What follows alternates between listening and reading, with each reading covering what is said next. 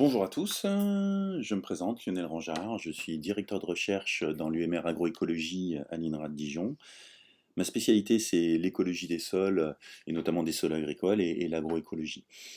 Et à ce titre donc, je vais vous présenter une conférence intitulée «La qualité microbiologique des sols viticoles, quels impacts des modes de production et des pratiques culturales». Alors le contexte viticole français, c'est que les surfaces agricoles utiles de la vigne représentent 3% des surfaces agricoles nationales, hein, à peu près 800 000 hectares, mais des petites surfaces avec une forte économie, puisque la vigne est le premier poste exportateur français avec plus de 10 milliards d'euros par an générés.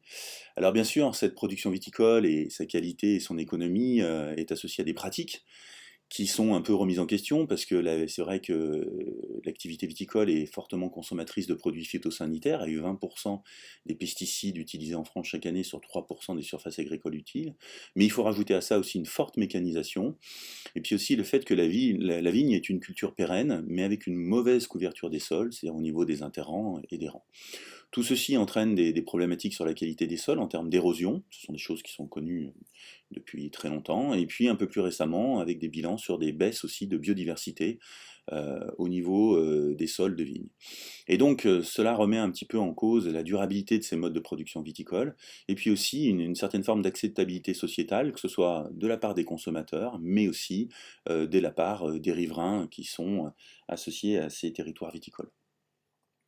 Alors, on se positionne aussi actuellement dans une transition qu'on appelle la transition agroécologique, qui a pour objectif de produire autant, voire plus, mais surtout mieux. Et dans cette transition agroécologique, le sol ne doit plus être considéré comme un simple support inerte de production, mais comme un véritable écosystème, avec un patrimoine biologique à même de rendre des services pour les sociétés humaines. Et donc l'agroécologie, dans cette transition agroécologique, le sol est un véritable bras de levier pour créer des systèmes de culture innovants, et notamment au sein du sol, la biodiversité des sols. Alors, quand on regarde justement cette biodiversité des sols, là vous avez une planche qui résume un petit peu la grande diversité des organismes vivants du sol de par leur taille. On a des organismes très petits, comme les bactéries, qui font moins de 1 micromètre, à des organismes plus visibles, plus gros, comme la faune du sol, la macrofaune. Avant, il y a la mésofaune et la microfaune. Et dans la macrofaune, on connaît bien les vers de terre qui sont visibles, et puis on peut même associer bien sûr les végétaux, et puis la faune du sol à la mégafaune. Donc on a une grande diversité de taille, on a une grande diversité de formes, de rôles fonctionnels et aussi de ressources génétiques. Et le sol est un environnement très biodiversifié, puisque si on donne quelques chiffres, on sait qu'on a 1 milliard de micro-organismes par gramme de sol, et dans ce milliard d'individus, on a 1 million d'espèces, toujours par gramme de sol. Au niveau de la faune du sol, micro, méso et macrofaune, on a à peu près 10 000 espèces par mètre carré. Et au niveau des vers de terre, si on fait un petit focus sur eux, on peut avoir plusieurs tonnes de vers de terre par hectare. Tous ces chiffres entraînent le fait que le sol aujourd'hui représente la troisième frontière biotique de notre planète, c'est-à-dire un écosystème très biodiversifié et encore en exploration. On estime qu'il représente 30% de la biodiversité totale de notre planète, et seulement 10% des espèces sont connues, c'est-à-dire que le chiffre de 30% de la biodiversité totale de la planète est dans le sol est sûrement sous-estimé.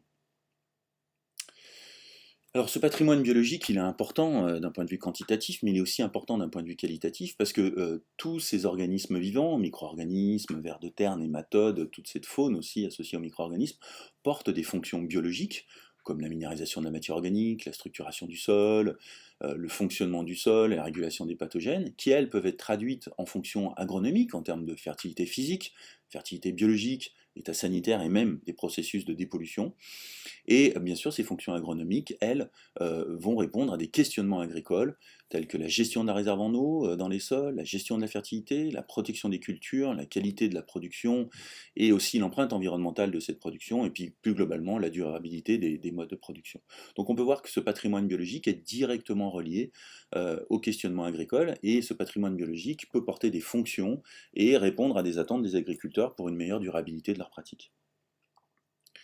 Alors le contexte viticole national, si on le donne assez rapidement, voilà, ici vous avez des cartes de France d'abondance et de diversité des micro-organismes. C'est des résultats obtenus grâce à l'application d'outils de microbiologie sur le réseau de mesure de la qualité des sols, puisqu'en France, on est assez leader à l'échelle internationale sur des réseaux d'observation des sols, et ce fameux RMQS.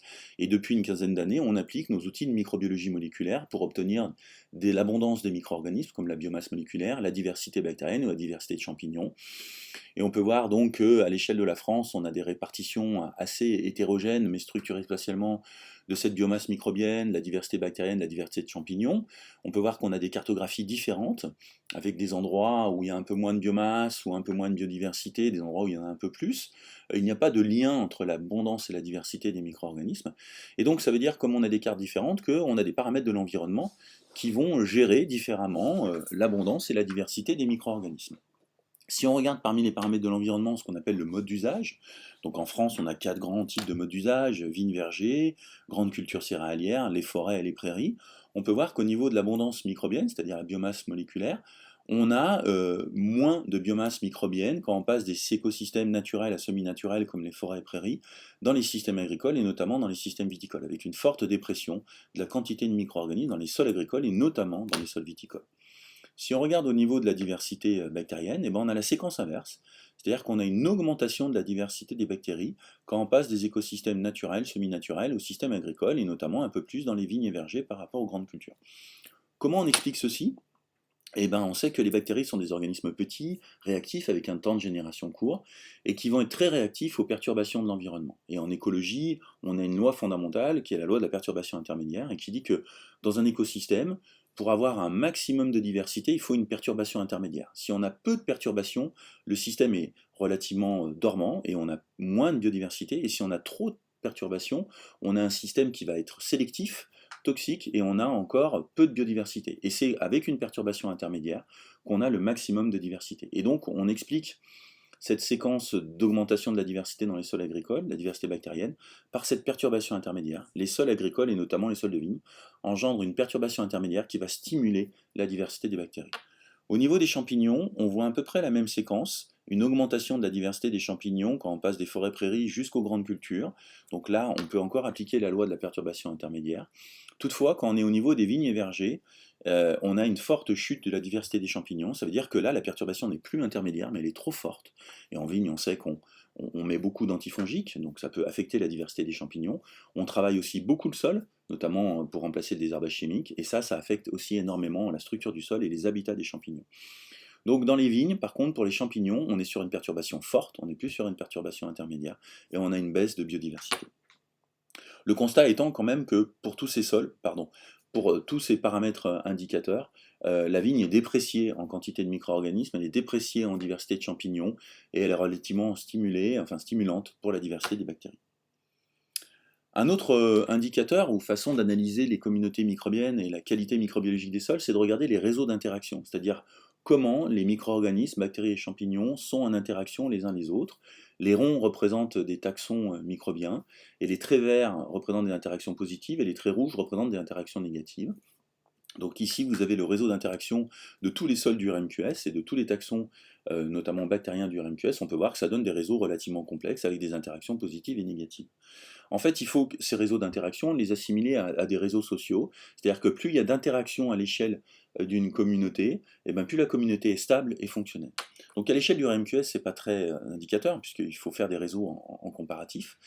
Si on compare justement les réseaux d'interaction entre les grands modes d'usage, forêt, prairie, grandes cultures céréalières et vignes, on voit qu'on a une dégradation, une simplification des réseaux quand on passe de la forêt à la prairie, de la prairie à la culture céréalière et de la culture céréalière à la vigne. On perd même 80% des interactions quand on passe de la forêt à la vigne. C'est-à-dire que, et malgré le fait que l'on ait une augmentation notamment de la diversité des bactéries, c'est-à-dire potentiellement plus d'interactions puisqu'on a plus d'espèces qui peuvent interagir.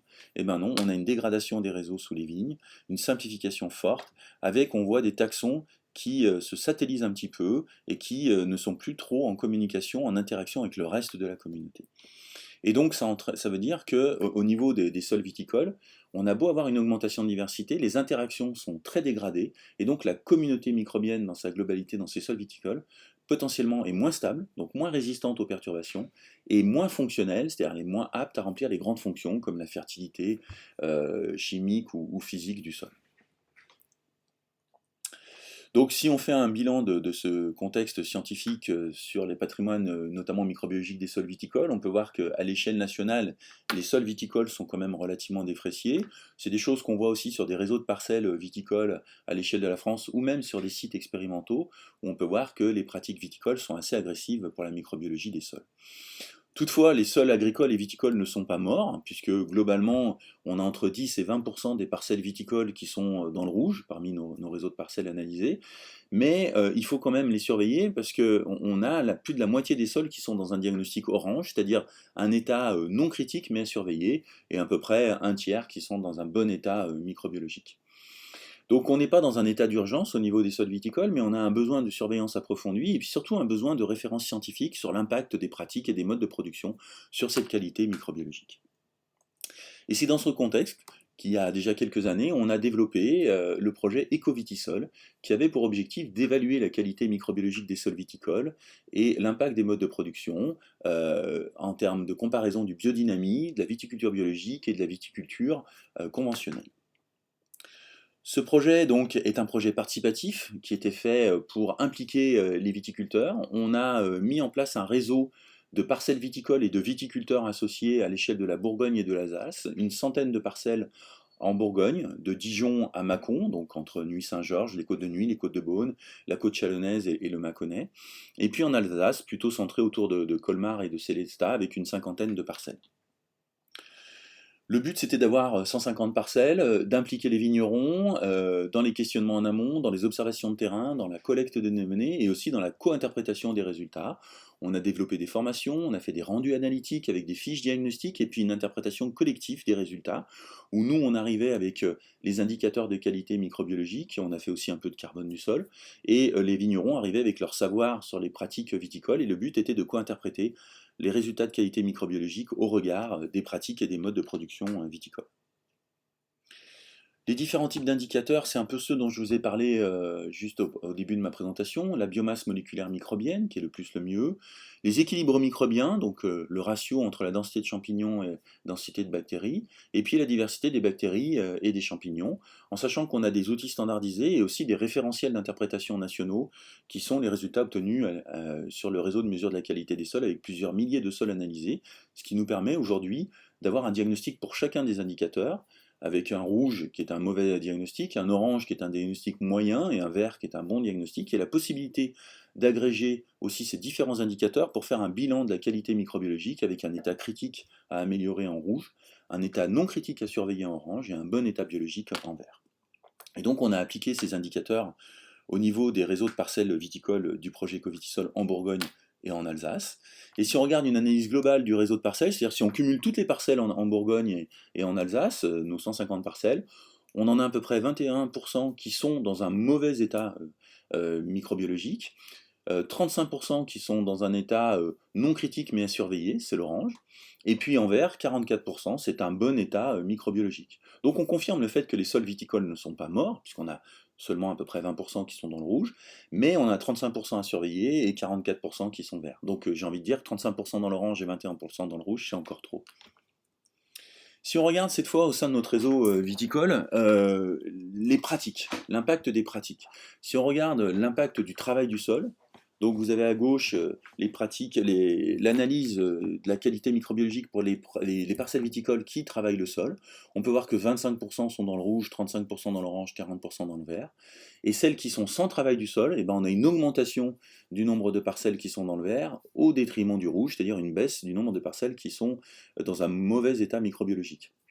Ça veut dire quoi? Ça veut dire qu'on confirme, parce que c'est des choses déjà un peu connues, que le travail du sol est une pratique assez délétère pour la microbiologie du sol, que ce soit en termes d'abondance de biomasse microbienne et de diversité des micro-organismes, et j'ai envie de dire surtout des diversités des champignons, puisque le travail du sol va casser les macro-agrégats qui sont assez instables, et ce sont les habitats des champignons.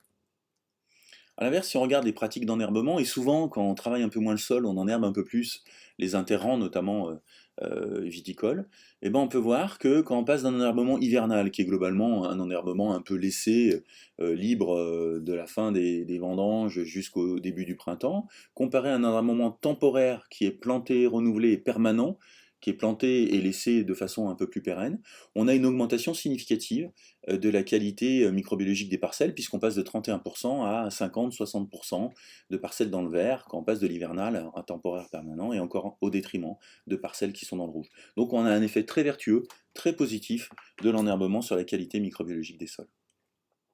Si on résume un peu les différentes pratiques viticoles sans vous les passer tout en revue, donc on a un effet plutôt négatif du travail du sol, plutôt positif de l'enherbement. Les amendements organiques sont aussi montrés vertueux, surtout en comparaison d'amendements chimiques, minéraux. Et puis aussi, chose un peu nouvelle, c'est l'apport de sarment. C'est une première fois qu'on étudie ça sur nos réseaux de parcelles viticoles. Semble assez stimulant, assez vertueux pour la qualité microbiologique du sol. Alors, si on regarde cette fois, on ne s'est pas interdit de comparer les territoires, c'est-à-dire la Bourgogne, l'Alsace, et en Bourgogne, je dirais la Bourgogne du Nord, Côte de Nuits, Côte de Beaune, et puis la Bourgogne du Sud, Côte chalonnaise et Mâconnais. Et ben on peut voir qu'on a une vraie différence de qualité microbiologique des sols entre les territoires. En Alsace, on est très vertueux, avec à peu près 70% des parcelles qui sont dans le vert. En Châlons-Mâcon, on est seulement à 38% dans le vert, 28% dans le rouge et 34% dans l'orange. Et en Nuit-Beaune, eh ben on augmente encore la part d'orange et la part de rouge au détriment du vert. On a seulement 24% des parcelles qui sont dans le vert. Comment on peut expliquer ceci? Au regard des pratiques viticoles. Et si on regarde aussi, pardon, avant d'aller aux pratiques, les réseaux d'interaction microbiens par territoire, on peut voir qu'en Alsace, on a des réseaux d'interaction microbiens qui sont très complexes, très structurés, très denses, qui commencent à se simplifier au niveau de la Bourgogne du Sud, côte chalonnaise et Mâconnais, et qui sont très très simplifiés au niveau de la côte de Nuits et côte de Beaune, puisqu'on passe de 143 000 liens en Alsace à 4 500 liens en côte de Nuits et côte de Beaune. Donc on a une dégradation des réseaux d'interaction en Côte de Nuit et en Côte de Beaune, avec très peu de liens, et des communautés potentiellement qui sont moins stables et moins fonctionnelles. Si on regarde un petit peu à quoi ça peut être dû, c'est ce que je vous dis, ça peut être dû aux pratiques, hein, aussi bien la baisse de la qualité microbiologique en termes de bilan que des réseaux d'interaction. En Côte de Nuit, voilà ce que l'on est. On a une sorte de schizophrénie. Certains sont enherbés, certains sont fortement désherbés mécaniquement, labourés, butés, griffés. Ça, c'est une image où on voit encore des parcelles enherbées, mais on est en sortie d'hiver. Et globalement, quand vous êtes au mois d'avril, eh ben vous avez un paysage lunaire en Bourgogne avec beaucoup de travail du sol, beaucoup de désherbage mécanique et presque aucune parcelle qui est enherbée quand on regarde le paysage viticole. Donc une forte imprégnation du travail du sol et un fort impact sur la qualité microbiologique, alors que quand on compare à l'Alsace, eh ben l'Alsace, alors c'est vrai qu'on a des interrants plus larges, hein, une densité de cépages moins importante et donc moins de compétition si on met un interrang, mais en tout cas en Alsace on en herbe depuis des décennies et ça se voit sur la qualité microbiologique des sols. Si on regarde cette fois maintenant les modes de production, donc conventionnel, bio, biodynamique, qui était un peu la porte d'entrée de ce projet, on peut voir qu'on a des différences de qualité microbiologique entre ces modes de production.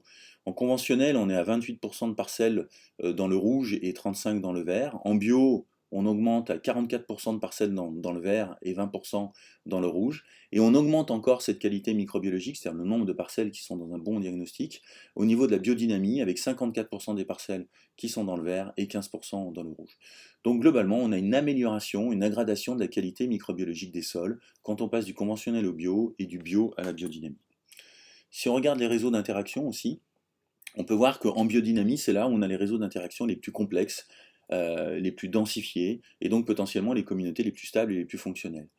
En comparaison du conventionnel, on passe de 152 000 liens en biodynamie à 91 000 liens en conventionnel. Et si on regarde le bio, on est un petit peu en dessous du conventionnel, avec une dépression encore du nombre de liens d'interaction à 61 000 liens. Comment on peut expliquer cette baisse d'interaction au niveau du bio par rapport au conventionnel et à la biodynamie? Peut-être parce que les bios sont aussi encore perfectibles, notamment avec beaucoup de désherbage mécanique qui vient remplacer du désherbage chimique, et on sait que le désherbage mécanique agresse fortement la microbiologie et les réseaux d'interaction. Alors nos résultats sont assez novateurs, mais ils ne sont pas totalement nouveaux, puisque en parallèle, on a mené une méta-analyse internationale sur l'impact des modes de production bio, biodynamie conventionnelle, pas que sur la vigne, mais aussi sur les grandes cultures. Et en fait, on retrouve un peu, qui a été publié, voilà les références, on retrouve un peu la même séquence, c'est-à-dire une amélioration de la qualité microbiologique, mais aussi de toute la biologie du sol, c'est-à-dire ça inclut la faune du sol, quand on passe du conventionnel au bio et quand on passe du bio à la biodynamie. On est un peu sur le même podium d'amélioration de la qualité biologique, même écologique des sols, voilà, quand on sort du conventionnel et qu'on passe au bio, et même quand on va jusqu'à la biodynamie. Voilà, dernier résultat du projet Ecovitisol, c'est aussi centré sur les viticulteurs, c'est leur satisfaction. On a fait une enquête de satisfaction à la fin du projet Ecovitisol, donc c'est un projet qui a été fini en fin d'année dernière. Voilà. Le taux de satisfaction des viticulteurs dans ce projet qui sont impliqués est de 93%, donc c'est très positif pour le projet et pour aussi ce qu'on a développé. Ils ont une volonté à 80, presque 90% de continuer à faire des analyses de biologie du sol, parce que le but c'était voilà, de les informer sur l'impact de leur pratique, mais aussi de les sensibiliser à ces nouveaux indicateurs pour qu'ils puissent après continuer de façon presque autonome à les développer, à les analyser et à interpréter à la vue de l'évolution de leur pratique. Et puis, chose très importante aussi, quel est l'impact de ce projet? À trois quarts des viticulteurs impliqués dans le projet sont prêts, ils pensent commencer à changer certaines de leurs pratiques à la vue de leurs résultats de diagnostic. Alors certains sont très bons, donc il n'y a pas grand-chose à changer, même s'il y a toujours, on est toujours perfectible, mais ceux qui sont dans l'orange ou dans le rouge sont prêts à changer de pratique, à faire évoluer leur pratique. Alors pas obligatoirement changer de mode de production, hein, passer en bio, en biodynamie, mais plutôt voilà, améliorer la couverture des sols, réduire le travail du sol, améliorer la restitution du sarment ou l'apport de matière organique. Alors Ecovitisol est fini dans sa première version puisqu'il était ciblé sur l'Alsace et la Bourgogne. Par contre, Ecovitisol va continuer de se déployer à l'échelle de la France. Le but c'est de faire un nouveau territoire chaque année pendant une dizaine d'années pour avoir non pas une vision régionale de l'impact des pratiques viticoles sur la qualité des sols, mais une vision nationale et d'aller dans les territoires du sud-est, du sud-ouest, du nord-ouest aussi, et du centre, et d'avoir un peu un bilan, un inventaire national de la qualité des sols viticoles et de regarder si les tendances que l'on voit sur telle ou telle pratique ou sur tel ou tel mode de production se vérifient aussi dans d'autres territoires viticoles que la Bourgogne et l'Alsace. Voilà, je vous remercie de votre attention.